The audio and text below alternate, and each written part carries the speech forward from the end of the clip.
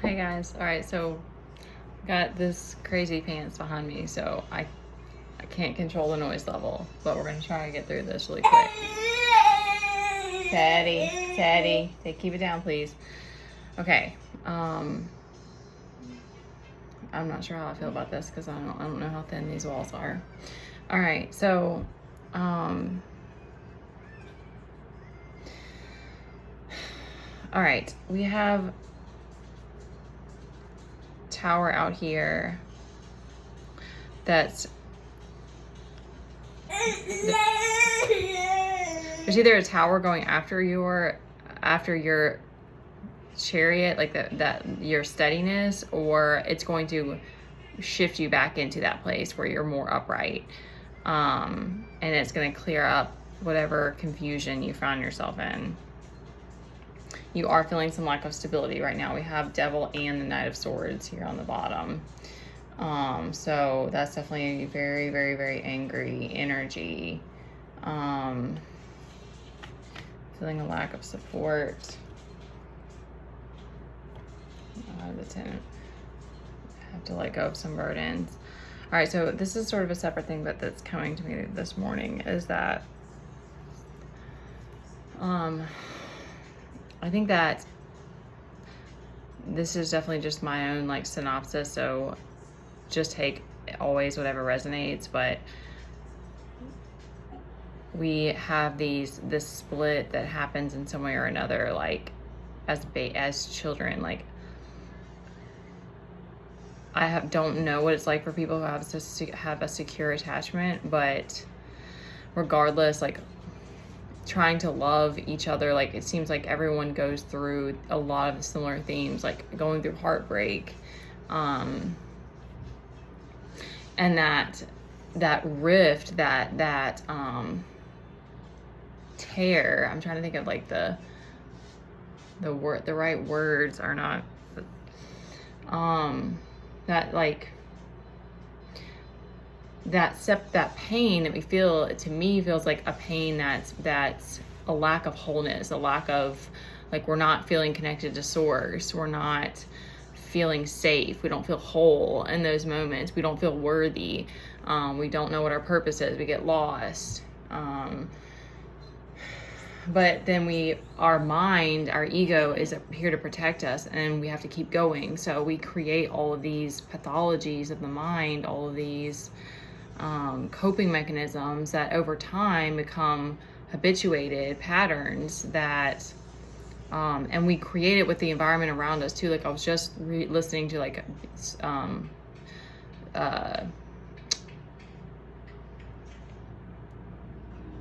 don't know what to call it, I guess professional speaking about BPD, and it's really fascinating, but it's like they create this environment that with the people around them too, that's why it's so hard to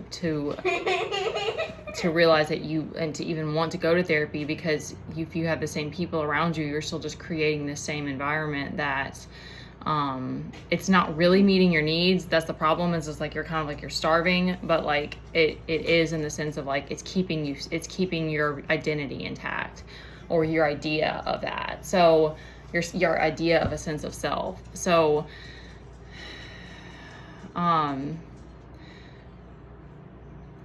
it is hard to face feel pain and to know that you can I knew it was going to happen at some point, that I was going to have days like this anyway, so we're going to work through it. But you can transmute the pain, and you can calm your nervous system. Teddy, hey, we're going to turn it off if you don't take it down. Okay?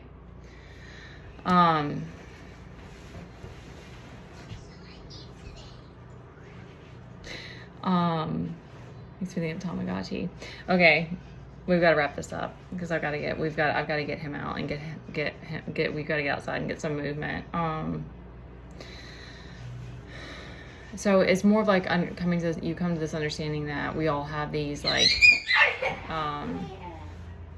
neuroses of the mind, and but then I'm gonna make you sit in the corner or sit right here and get out of the way, please.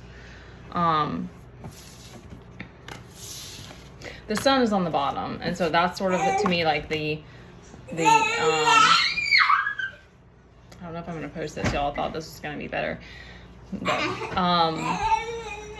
you have to make the choice to want to heal, but you can live from a more balanced place. It doesn't mean that you don't still have like anger, or that your trauma just dissipates, but it's like you are able to move from more of a place of clarity and not so much stress and fear. Life is still crazy, and it's still imbalanced, and it's still this thing where it's like you're having to get tested, and like, you know, the environment or the situation you might be in may not be exactly everything that you want it to be, but you can move from a place of calm.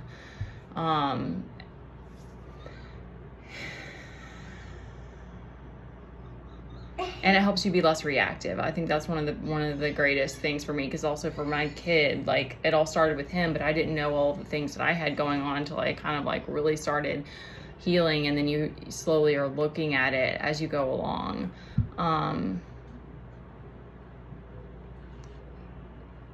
So we kind of live in this world that we can continue to be neurotic. I'm not saying this in any judgmental kind of way at all, because this is behavioral and psychological stuff is like what intrigues me the most. So I love researching it. And I'm only speaking from like my journey, and it's just learning how to being able to calm my own nervous system.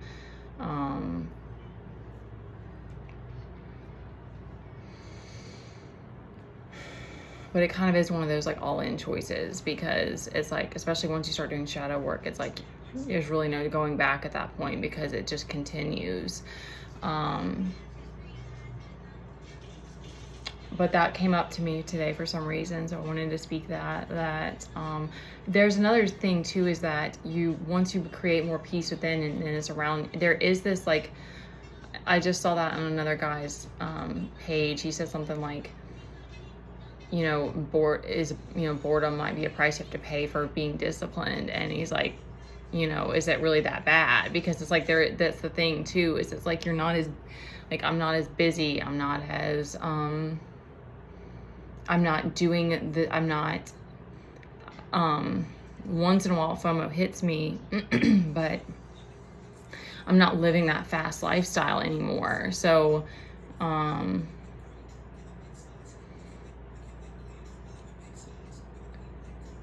it's just very different. Okay, losing mental whatever. All right, guys, be safe. I love you. I'm leaving my email up for personal readings, okay? And take care of yourselves.